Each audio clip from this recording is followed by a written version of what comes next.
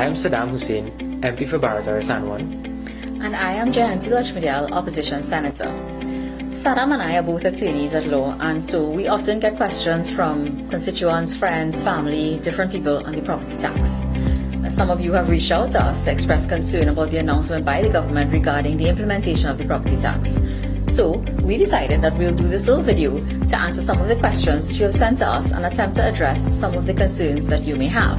Now, Saddam, one of the first questions people want to know is, who will be required to pay property tax? Alright, so under the law, Jayanti, the owner of the land is required to pay property tax.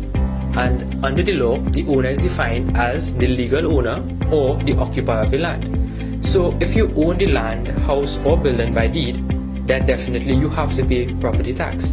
Now in the cases of tenants, the landlord, who is the owner of the property, will be the one liable to pay property tax.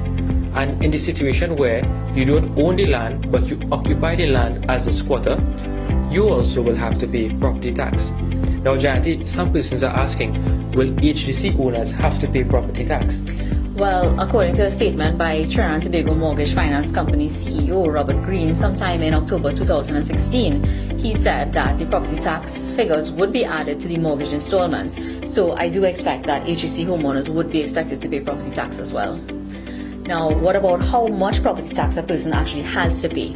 Well, again, under the law, the property tax will be calculated on the annual rental value of your property. That is how much you can rent your property for the entire year. And when the valuation is completed, a deduction of 10% of that figure, the annual rental value, will be made. And then the property tax will be calculated on a percentage basis. So for residential properties, it will be 3% of the annual rental value.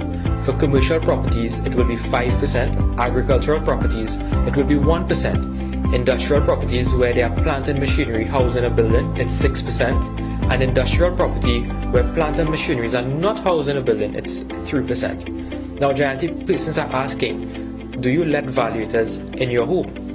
So under the law, the Commissioner of Valuations or a person authorized by him can actually enter your home during reasonable hours to assess the value of your property. This must occur during the daytime.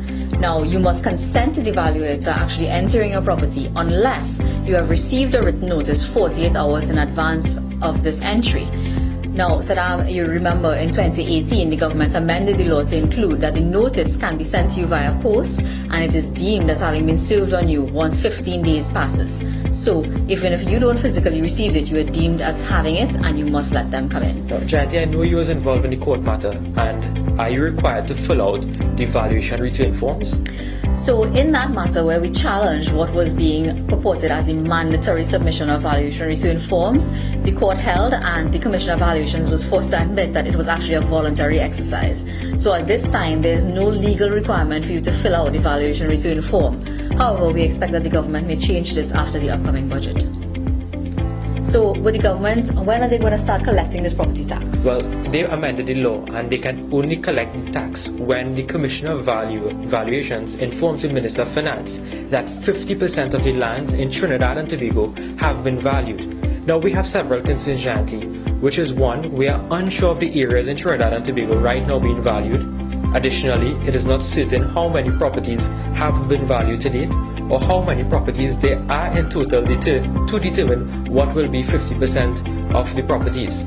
So we are very unsure of when this tax will be collected. Now, Jayanti, persons are asking, will they have to pay property tax retroactively?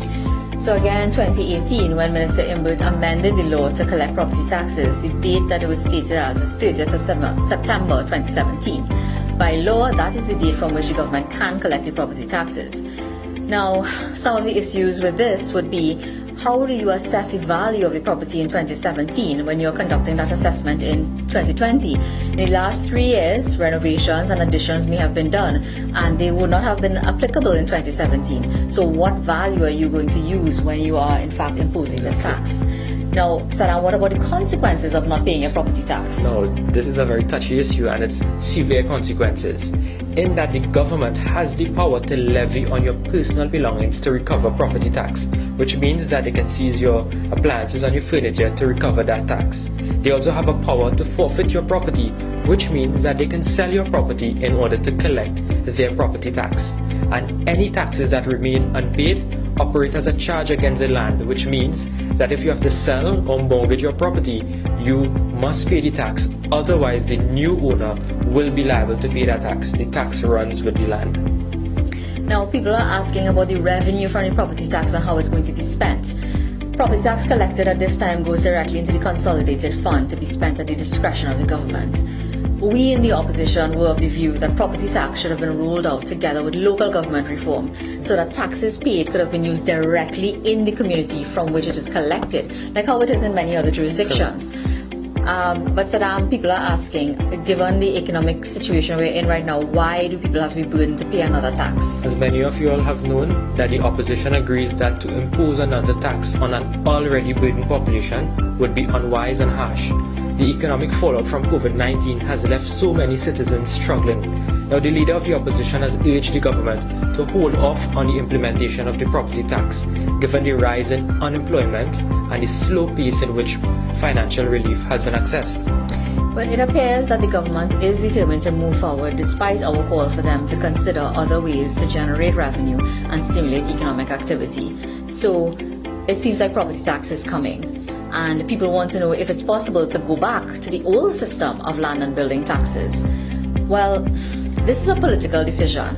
And in 2009, when the Manning administration passed the Property Tax Act, it was their intention to begin tax collection under this new regime that had been laid out in that act. The People's Partnership government, when it came into office, suspended the rollout of the tax, and it did not collect tax on any property under any law. Now, the People's Partnership government encouraged home ownership, and we were able to generate revenue, create jobs without a single new tax. And the record will show that we did not support the government on the property tax. Now, Jayanti, a lot of persons are also asking, what if you don't agree to the valuation being set by the government for your property? So again, by law, there is a procedure set out where, when you receive notice of the valuation, you can file an objection to the Commissioner of Valuations if you do not agree with it.